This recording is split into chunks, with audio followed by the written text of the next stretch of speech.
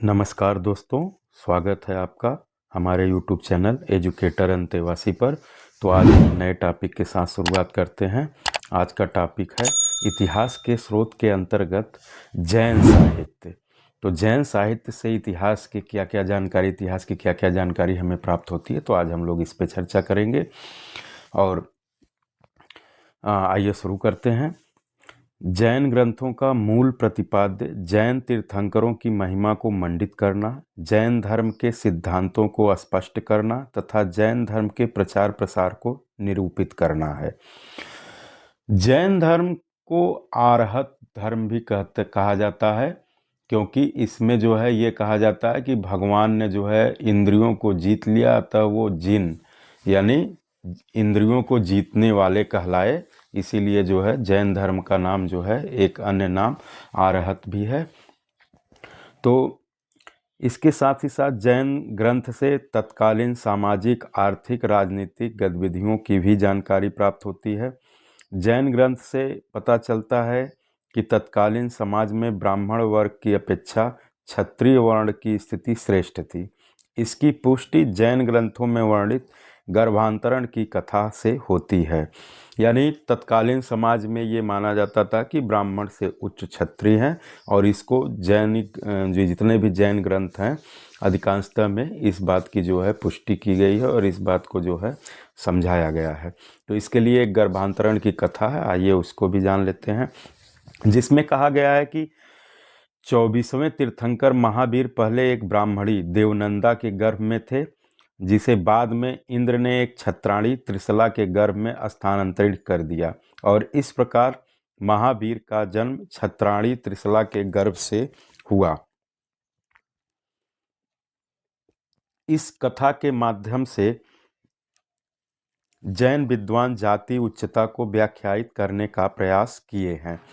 जैन साहित्य में सर्वप्रमुख स्थान आगम ग्रंथों का या द्वादशांग, इनको द्वादशांग भी बोलते हैं आगम ग्रंथों को।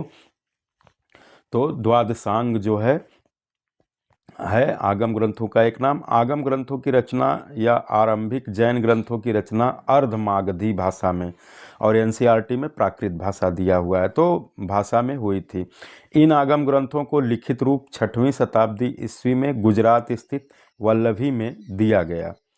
तो आगम ग्रंथ जो है ये भगवान की वाणी के अनुसार रचे गए शास्त्र को ही आगम ग्रंथ कहते हैं। आगम का शाब्दिक अर्थ यही है कि भगवान की वाणी के अनुसार रचे गए शास्त्र। तो इनके पूर्व आगम निहित ज्ञान गुरु शिष्य परंपरा द्वारा सुरक्षित रखे गए थे। आगम ग्रंथों को द्वादशांग भी कहा जाता है।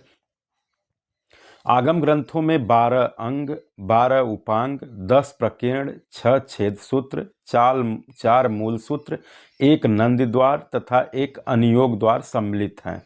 तो आगम ग्रंथ में कुल इतने ग्रंथ जो है सम्मिलित हैं। इन सभी आगम ग्रंथों में 12 अंग जो है सबसे महत्वपूर्ण हैं।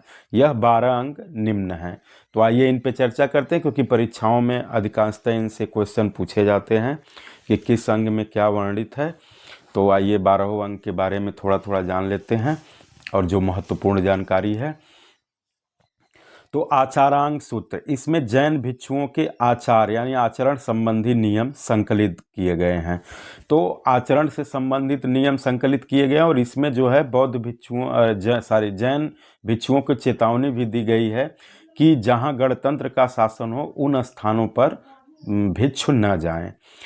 दूसरा समवाय सूत्र, इसमें जैन धर्म के विविध उपदेशों का संकलन है। तीसरा ठाणंग सूत्र, इसमें जैन धर्म के विविध सिद्धांतों का संकलन है। चौथा सुयग दंग सूत्र, इसमें विभिन्न मतों का खंडन तथा जैन भिक्षुओं का महिमा मंडन किया गया है। पांचवा भगवती सूत्र, इसमें महावीर स्वामी का जीवन चरित्र वर्णित है।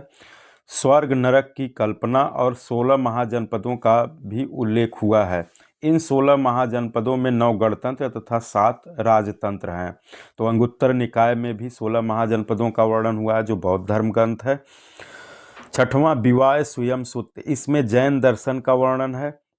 सातवां पनहो वागर वाहिम सूत्र, इसमें 5 महाव्रतों तथा 5 अणुव्रतों का संकलन है। पांच महाव्रत और अणुव्रत क्या है? पांच महाव्रत जो है सत्य, अहिंसा, अस्तेय, अपरिग्रह, ब्रह्मचर्य, यानी सत्य के मार्ग पे चलना, सत्य सदा सत्य बोलना, हिंसा न करना, अस्तेय यानी चोरी न करना, अपरिग्रह मतलब लोभ के वशीभूत होकर के धन का संग्रह न करना, ब्रह्मचर्य, ब्रह्मचर्य का तात्पर्य जो है कि भाई नियम कानून से रहने से है। और इन्हीं को जब आम जैनी करते हैं इनका पालन, तो वो पंच अणुव्रत कहलाते हैं, और वहीं जब पालन जो है कोई भिक्षु करता है तो पंच महाव्रत कहलाते हैं, चूंकि उसमें कुछ ढील दी जाती है। आठवां अणुत्तरो वायम सूत्र, इसमें जैन भिक्षुओं के निर्वाण प्राप्ति के नियम हैं। नौवां अंत गण दशाओं सूत्र, इसमें भी जैन भिक्षुओं के निर्वाण प्राप्ति के नियम संकलित हैं। निर्वाण प्राप्ति के लिए यानी मोक्ष प्राप्ति के लिए जरूरी है, जैसे जैन धर्म में महावीर स्वामी के बाद ये माना जाता है कि जैन धर्म में अगर आप वस्त्र कोई अगर धारण करता है जैन भिक्षु, तो वो जो है मोक्ष प्राप्ति के मार्ग में बाधक है, तो इसीलिए जो है नग्न रहने का आदेश है। 10वां नया धम्म कहा सूत्र, इसमें महावीर स्वामी की शिक्षाओं का संकलन है।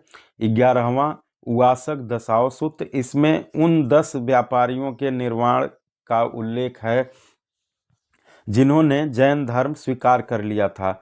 12वां दिट्ठिवाय सूत्र, यह वर्तमान समय में उपलब्ध नहीं है। जैन परंपरा के अनुसार दिट्ठिवाय सूत्र में प्रथम तीर्थंकर ऋषभदेव से लेकर के अंतिम तीर्थंकर महावीर स्वामी तक की शिक्षाओं का वर्णन संकलित था, जो 14 पब्बों के नाम से जाने जाते थे, यानी 14 अध्याय। इन्हें जैन शिक्षाओं का प्राचीनतम रूप माना गया है।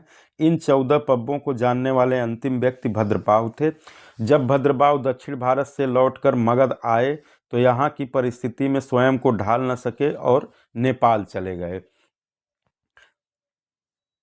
स्थूल भद्र नामक जैन भिक्षु ने नेपाल में भद्रबाहु से मुलाकात की और 14 पब्बों की जानकारी देने का आग्रह किया। भद्रबाहु 12 पब्बों की ही शिक्षा दे पाए थे कि उनकी मृत्यु हो गई। स्थूल भद्र इन्हीं 12 पब्बों की शिक्षा लेकर के पाटलिपुत्र आए और जैन संगीत आहूत की। इसी पाटलिपुत्र संगीत यानी प्रथम संगीत में 12 अंगों का संकलन किया गया, लेकिन दिगंबर संप्रदाय के लोगों ने इन अंगों को मानने से इनकार कर दिया। इस प्रकार पाटलिपुत्र संगीत के 12 अंगों का संबंध श्वेतांबर संप्रदाय से है। अंगों के अतिरिक्त श्वेतांबर संप्रदाय से संबंधित अन्य ग्रंथ भी रचे गए।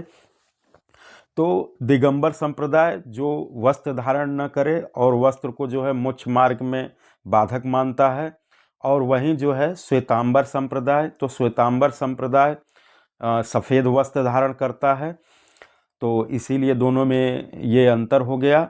और फिर पाटलिपुत्र की प्रथम संगीत में जो है ये पूरा संबंध जो है श्वेतांबर संप्रदाय से रहा।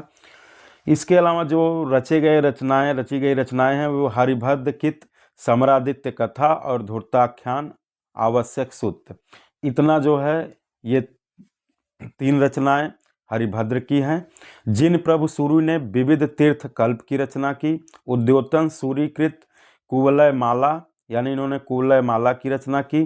हेमचंद्रकृत परिशिष्ट पर्व, त्रिषष्टि सलाका पुरुष, सलाका पुरुष का मतलब होता है वीर पुरुष, त्रिषष्टि सलाका पुरुष का अर्थ है 63 वीर पुरुष। इन 63 वीर पुरुषों में 24 तीर्थंकर, 12 चक्रवर्ती, 9 वासुदेवों, 9 बलदेवों, 9 प्रतिवासुदेवों का वृत्तांत वर्णित है।